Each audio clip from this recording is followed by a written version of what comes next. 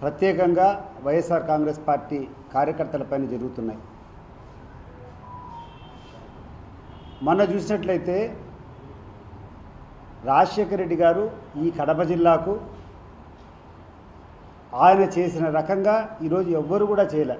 అంత విపరీతంగా ఈ జిల్లాకు అభివృద్ధి పథంలో నడిపించి ఈ జిల్లాలో ఉన్నటువంటి అన్ని కార్యక్రమాలు, ఈ జిల్లాలో రిమ్స్ రావాలన్నా, ఇక్కడ రోడ్డు బాగుపడాలన్నా, ఇక్కడ జిఎన్ఎస్ఎస్ రావాలన్నా, ఇక్కడ హెచ్ఎన్ఎస్ఎస్ కావాలని చెప్పినా, ఇక్కడ మెడికల్ కాలేజీలు కావాలన్నా, జేఎన్టీయూ కావాలన్నా, ట్రిపుల్ ఐటీలు కావాలన్నా, అన్ని రంగాల్లో కూడా ఈ జిల్లాను ముందరుండి నడిపించినటువంటి వ్యక్తి రాజశేఖర రెడ్డి.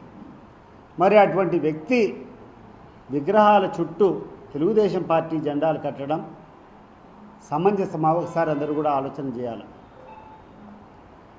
ఆ విషయాన్ని కూడా సున్నితంగా ఇది తప్పు, రాజశేఖర రెడ్డి గారిని అగౌరవపరిచే రకంగా ఆయన విగ్రహాలకు ఆయనకు ఉన్నటువంటి విగ్రహం పైన కూడా తెలుగుదేశం పార్టీ జెండాలు కట్టడము, లేకుండా ఉంటే తోరణాలు కట్టడము మంచిది కాదు. దయచేసి మీరు ఇన్వాల్వ్ కాండి అని చెప్పి పోలీసు వాళ్లకు అవినాష్ రెడ్డి గారు కంప్లైంట్ చేస్తే ఎటువంటి చర్య తీసుకోకపోగా అక్కడటువంటి వైఎస్ఆర్ కాంగ్రెస్ పార్టీ నాయకులు అనేటువంటి ప్రజలు దీన్ని చూసి ఇది బాగలేదని చెప్పేసి అనేటువంటి జెండాలు ఫ్లెక్సీలు తీసి పక్కన పెడితే దాని మీద పోలీసులు చేసినటువంటి ఓవర్ యాక్షన్ నిజంగా ఇప్పుడున్నటువంటి సభ్య సమాజం సిగ్గుపడే రకంగా, అసలు ఇంత నీచానికి పోలీసులు దిగజారుతారనే రకంగా కార్యక్రమాలు జరిగాయి. కొంతమంది అయితే అసలు ఆ జెండాలు తీసినటువంటి కార్యక్రమాల్లో కూడా లేరు. అందరినీ తీసుకొని పోయారు, పోలీస్ స్టేషన్లో పెట్టినారు. జెండాలు తీసి పక్కన పెడితే ఒకవేళ తప్పైతే అది ఏ సెక్షన్ అట్రాక్ట్ అవుతుందో ఆ సెక్షన్ పెట్టాలా. కానీ 307 section, attempt to murder section అనేటువంటి వైఎస్ఆర్ కాంగ్రెస్ పార్టీ నాయకుల మీద, కొంతమంది సామాన్య ప్రజల మీద, అసలు ఏమాత్రం దాంట్లో సంబంధం లేని వ్యక్తి మీద పెట్టడమే కాకుండా వాళ్ళను తీసుకొని వచ్చి పైశాచికంగా విపరీతంగా కొట్టేటువంటి సంఘటన ఈరోజు పోలీసులందరూ కూడా దీనికి సమాధానం చెప్పాల్సినటువంటి అవసరం ఉంది. నేను ఈరోజు ముఖ్యంగా ఈ కార్యక్రమం ఎవరైతే చేశారో ఆ పోలీస్ అధికారులను అడుగుతున్నా, ఏమయ్యా మీరు ఏమైనా తెలుగుదేశం పార్టీ వాళ్ళు జీతాలు ఇస్తారంటే మీరు బతుకుతున్నారా? అసలు మీ డ్యూటీ ఏంది, మీ కథ ఏంది అని చెప్పి అడుగుతున్నా. ఇటువంటి కార్యక్రమాలను ప్రోత్సహించి దగ్గరుండి నడిపించినటువంటి ఏ అధికారి కింద మేము పరిగణించడం లేదు. వాళ్ళు ఒక రౌడీ కింద మేము పరిగణిస్తున్నాం, ఒక దౌర్జన్యకారుని కింద మేము ఈరోజు అతన్ని పరిగణిస్తాం. రాబోయే కాలంలో అతను ఒకవేళ పోలీస్ డిపార్ట్మెంట్లో ఉన్నా కూడా మేము అతని పోలీసులుగా పరిగణించము. గుర్తుపెట్టుకోండి, మీరు మా కార్యకర్తల మీద అనవసరంగా నిర్దాక్షిణ్యంగా మీ హక్కులను మీ యొక్క పరిధి దాటి ఒక రౌడీగా మీరు ప్రవర్తిస్తే చూస్తూ సహిస్తామా? మేము చూస్తూ సహించాలా అని చెప్పి నేను అడుగుతున్నాను. ఉన్నత అధికారులు కూడా నేను చెప్తున్నా, ఎవరైతే చట్ట పరిధి దాటి, ఎవరైతే గూండాగా, ఎవరైతే దౌర్జన్యంగా ఈరోజు ఇటువంటి కార్యక్రమాలు చేశారో వాళ్ళని అరికట్టాల్సినటువంటి బాధ్యతలు మీ మీద ఉంది. చూస్తూ ప్రేక్షక పాత్ర వహించినా కూడా మీ డ్యూటీ మీరు చేయనట్టే అని చెప్పి మిగిలిన అధికారులు కూడా నేను తెలియజేస్తున్నాను. మీరు నెపం కూర్చొని అయ్యా మాకు సంబంధం లేదు, పలానాడు పనికిరానోడు చేశాడని చెప్తే మేము ఒప్పుకోము. మీ డ్యూటీ అది. తప్పు చేసినటువంటి అధికారులు వెంటనే వాళ్ళ మీద చర్యలు తీసుకోండి. ఇటీవల కాలం చూస్తే ఒక పోలీస్ ఆఫీసర్ తీసుకొని కొంతమంది పోలీస్ ఆఫీసర్ను, కొంతమందిని దళిత యువకుల మీద లాఠీ చార్జ్ చేయడం, నడి రోడ్డు మీద పండబెట్టి వాళ్ళ కాళ్ళ మీద కొట్టడం, బూటు కాళ్ళతో తీసుకొని వాళ్ళను అదిమి పట్టుకోవడం. అసలు ఎక్కడికి పోతా ఉంది, ఏం కథ? పోలీసులు ఒకసారి మీరు విచారించుకోండి. మీ యొక్క పరిస్థితి ఎక్కడికి దిగజారిందో ఒకసారి ఆలోచన చేయండి. మీ యొక్క పోలీసు యొక్క ఆత్మస్థైర్యం పెంచండి, పోలీసుల యొక్క గౌరవాన్ని పెంచే రకంగా మీ కార్యక్రమాలు చేయండి. ఈ రకమైనటువంటి కార్యక్రమాలు చేస్తే కొంతమంది చేసేటువంటి కార్యక్రమం వల్ల పోలీస్ డిపార్ట్మెంట్కి అందరికీ కూడా మచ్చ వస్తుంది.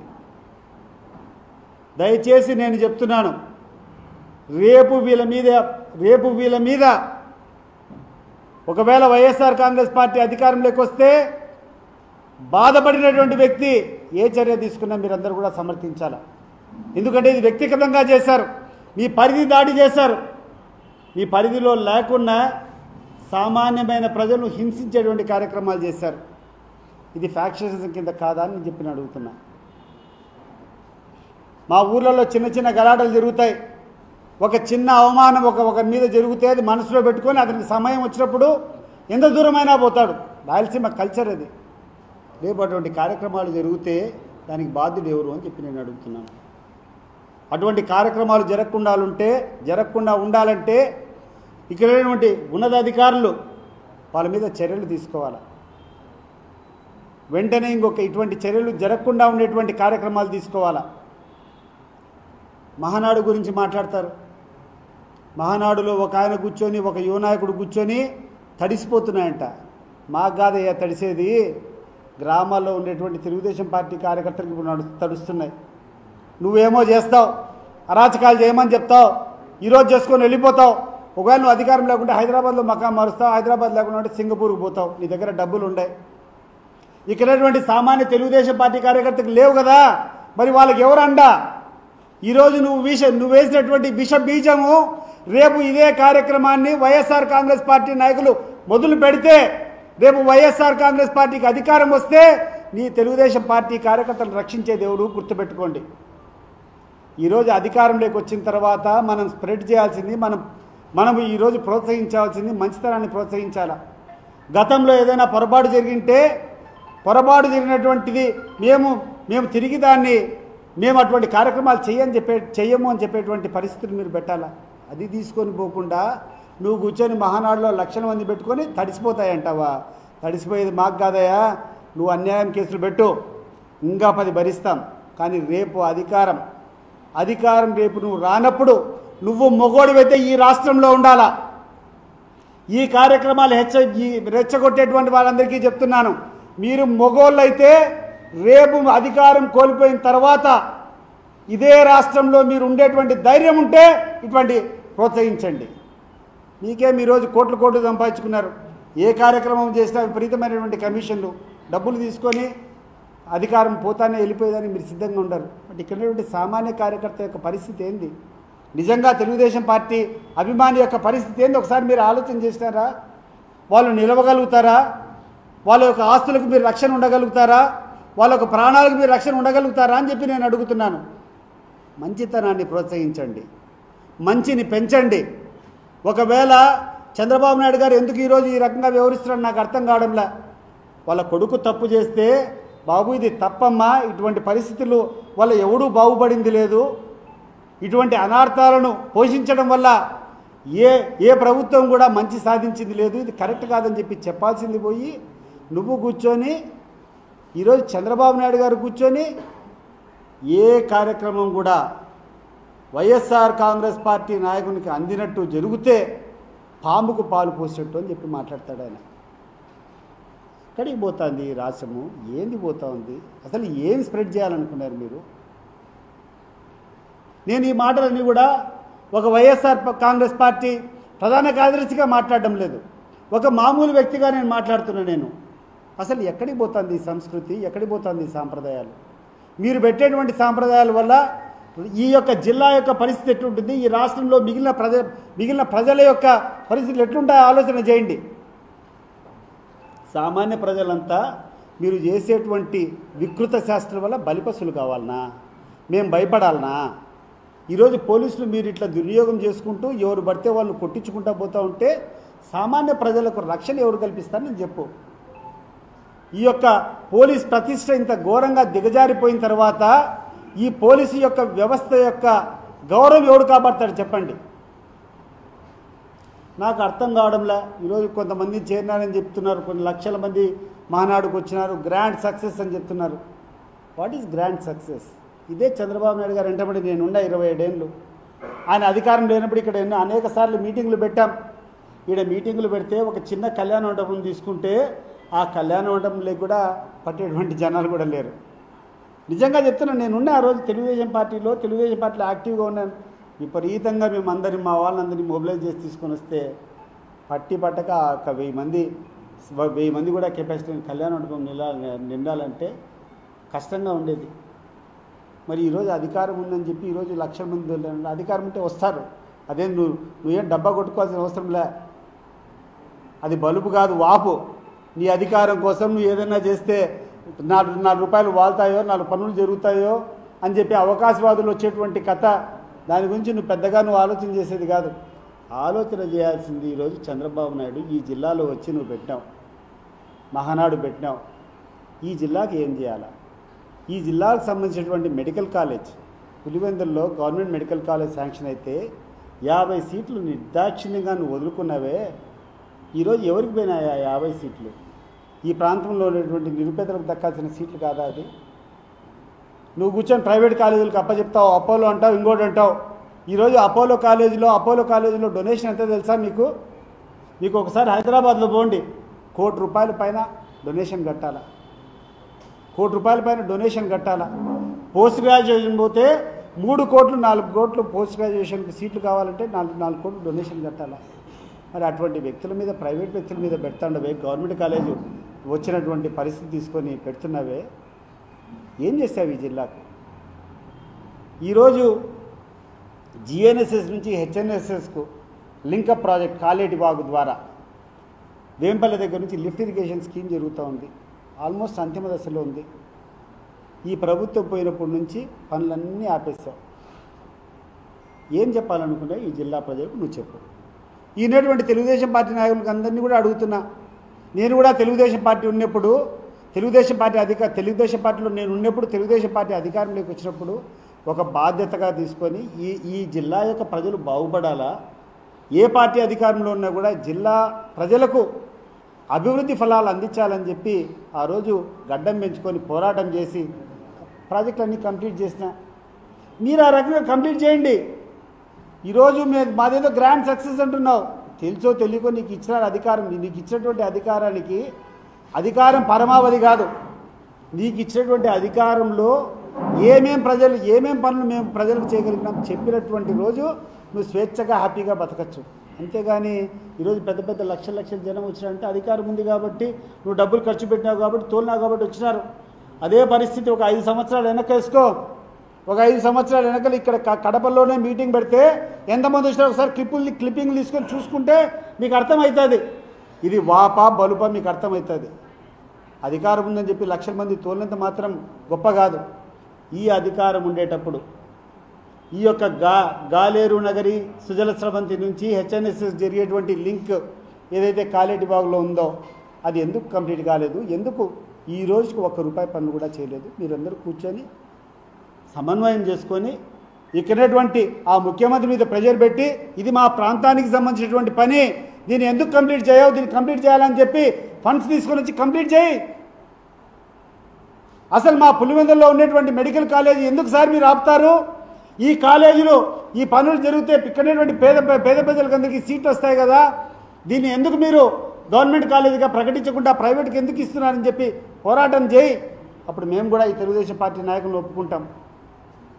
వేంపల్లిలో ఉన్నటువంటి రోడ్లు డ్రైనేజీలంతా ప్రభుత్వం పోయినప్పటి నుంచి ₹1 పన్ను జరగల. దాని కూర్చొని మాట్లాడండి. ఎందుకు జరగడం లేదయ్యా ఈ పనులన్నీ? ఈరోజు పనులందరూ కూడా సామాన్య ప్రజలంతా ఇబ్బంది పడుతున్నారు.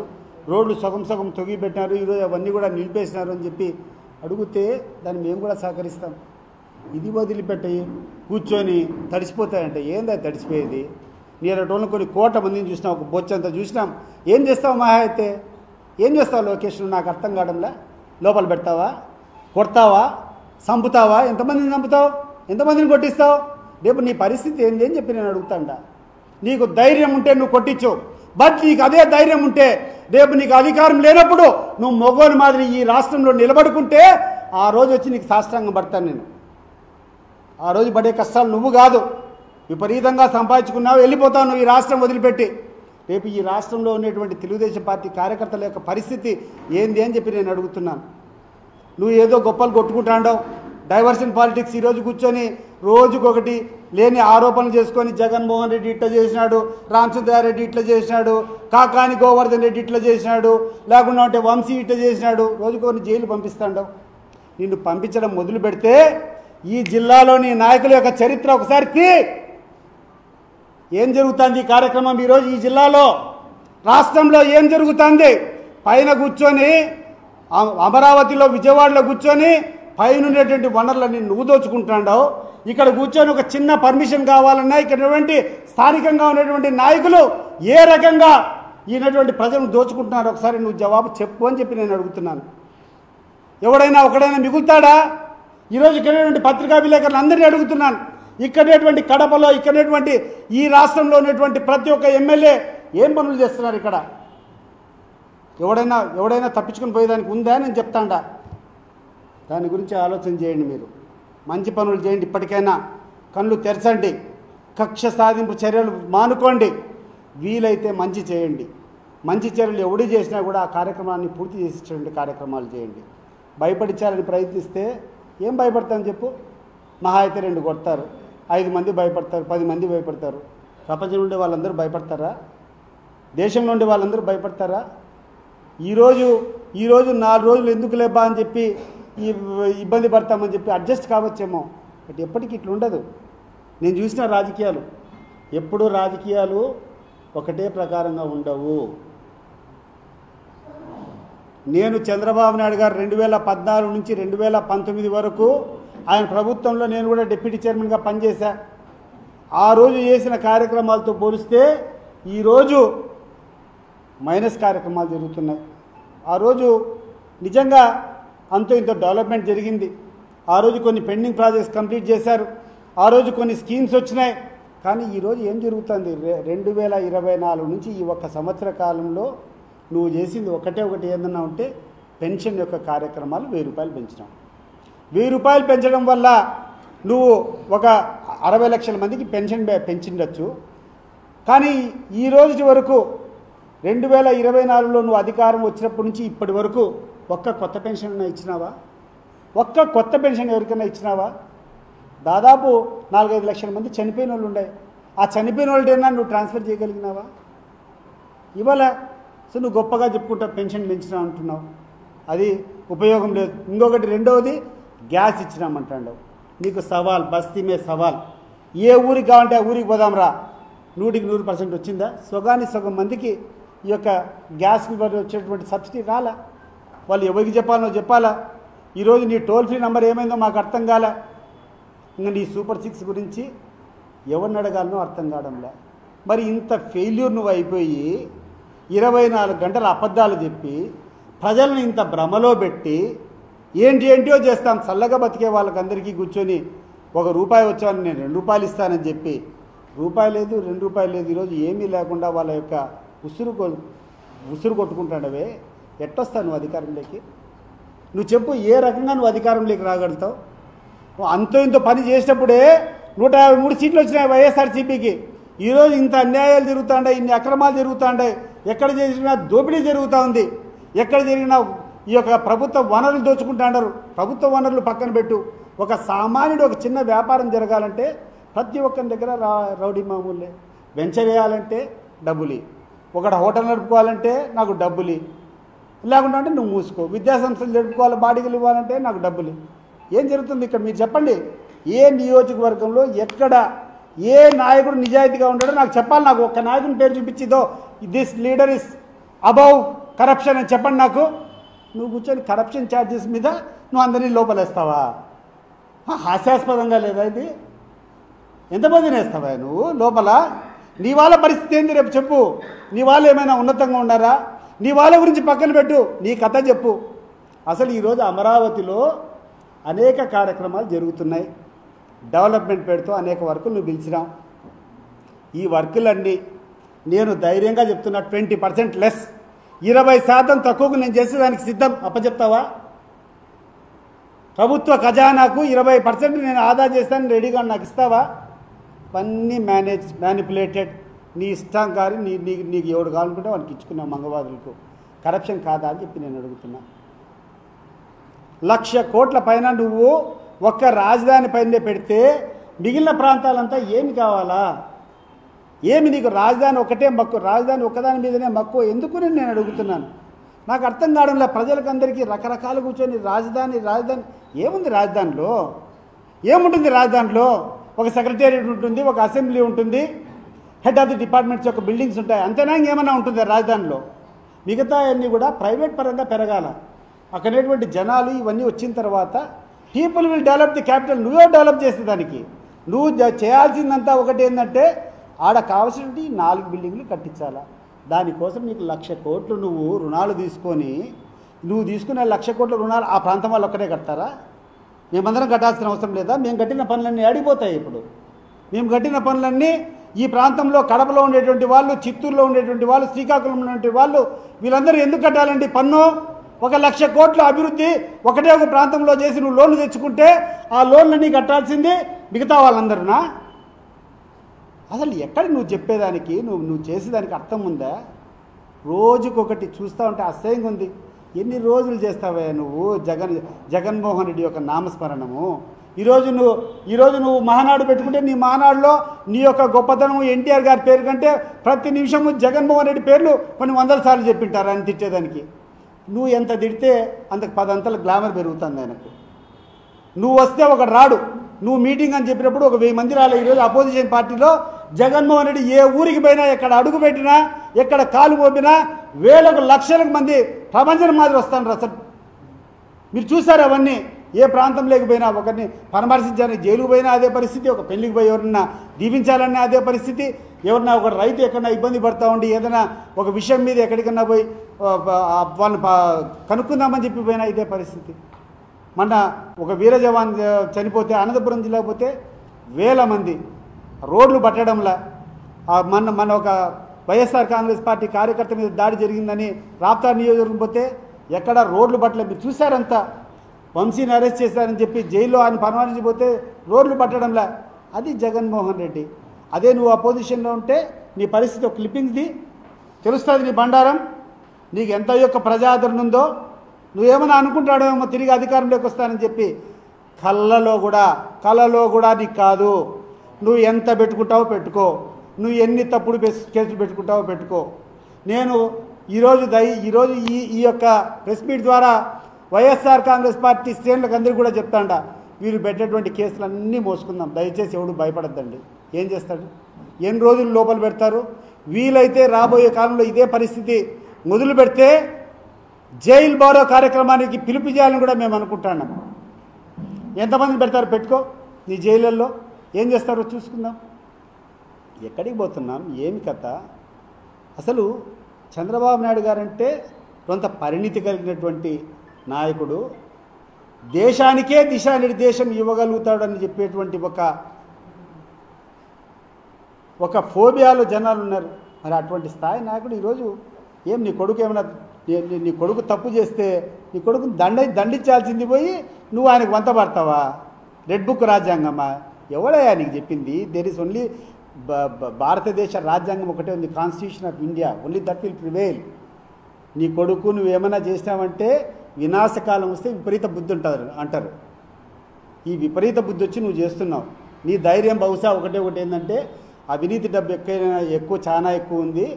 వీలైతే కనుక గవర్నమెంట్ రాకుంటే పలాయన భరిస్తాం. ఏ రకంగా అయితే కనుక విదేశాలకు వెళ్ళిపోతారు కదా. ఇప్పుడు పాకిస్తాన్లో ఉండేటువంటి నాయకులంతా అధికారం అయిపోతానే వెళ్ళిపోతారు, ఇక నుంచి ఇంగ్లాండ్కి వెళ్ళిపోతారు. సో అట్లా ఆ రకంగా నువ్వు వెళ్ళిపోవాలనుకుంటున్నావు. కుదరదమ్మా, కుదరదు. చూపిస్తాను నీకు ఒకటే ఒక ఛాలెంజ్ విసురుతున్నా. లోకేష్ గారు, నీకు ధైర్యం ఉంటే రేపు ఇదే రాష్ట్రంలో నువ్వు వచ్చి నివాసం ఉండగలిగితే నీకు సాష్టాంగం పడతా నువ్వు చేసేటువంటి అరాచకాలు. గుర్తుపెట్టుకో. ఇప్పటికైనా మంచి పద్ధతిలో నడుచు. ఏం భయపడిస్తావా? ఎవడు నువ్వు? అసలు ఏ అధికారం ఉంది నువ్వు మమ్మల్ని భయపడించేదానికి? ఏ అధికారం ఉంది మా మీద నువ్వు తప్పుడు కేసులు పెట్టడానికి? నీకు ఏ అధికారం ఉంది? ఎవడిచ్చాడు నీకు అధికారం? ఈరోజు సామాన్యుని తీసుకొని జెండా బీకితే 307 సెక్షన్ పెడతావా? ఈరోజు సామాన్యుని తీసుకొని పోయి చితకబాస్తావా రోడ్ల మీద? ఎవడిచ్చాడు నీకు రాజ్యాంగం? నువ్వు అవినీతి కేసులు పెడతాండవు. నీ పార్టీ వాళ్ళ అవినీతి కేసులు ఒక చిట్టా ఓపెన్ చేయి. జనంలోకి రా, జనంలో ఫీడ్బ్యాక్ తీసుకో, విలేకరులను అడుగు ఎవరెవరు ఎక్కడెక్కడ చేస్తున్నారు, ఏ ఏ జిల్లాలో ఏ రకంగా నాయకులు ఉన్నారు, ఏ ఏ నియోజకవర్గాల్లో ఏ రకమైనటువంటి నాయకులు ఉన్నారు ఒకసారి తీస్తే జైళ్ళు పట్టవు. నీ పార్టీ నాయకులు, నీ పార్టీ కార్యకర్తలు చేసే అగడాలు చూస్తే జైళ్ళు కాదు, దేశంలో ఉండే జైళ్ళు కూడా పట్టవు. అది గుర్తుపెట్టుకో.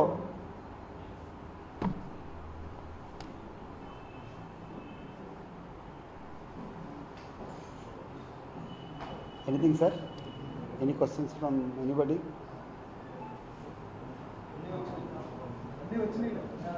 అంటే మీకేమైనా దాని డౌట్?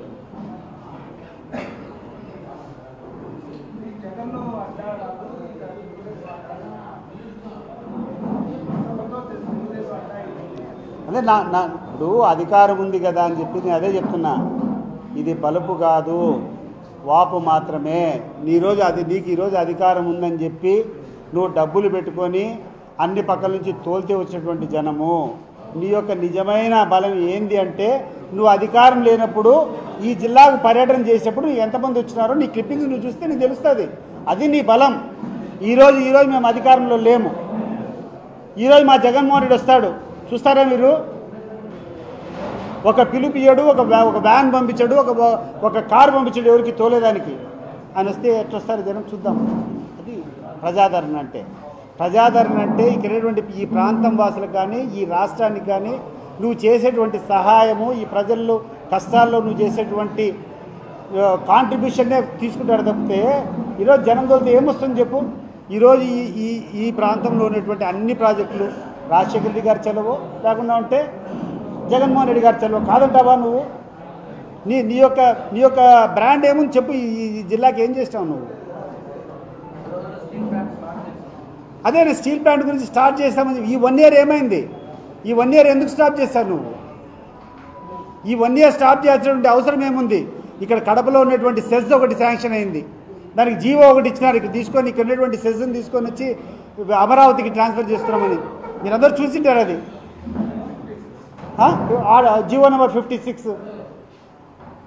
నువ్వు కూర్చొని కడపలో కూర్చొని మానాడు పెట్టుకొని ఇక్కడ వంగమాగదులంతా కూర్చొని ఏందేందో భజన కొడుతున్నావు. ఏం భజన కొడతావు నువ్వు? ఎన్ని రోజులు కొడతావు? ప్రజలు ఏదో ఊర్పుగా గమ్మకుండాలని చెప్తే నీతో సంఘీభావం తెలిపారనుకుంటాడో నువ్వేమన్నా? నువ్వు ఎక్కడెక్కడి నుంచో బస్సులు పెట్టుకొని ₹4 డబ్బులు ఇచ్చి ఖర్చు పెట్టుకొని వచ్చి తోలుకుంటే అది కాదు. నీకు రేపు ఒక ఎలక్షన్ ఫేస్ చేస్తే నీకు తెలుస్తుంది.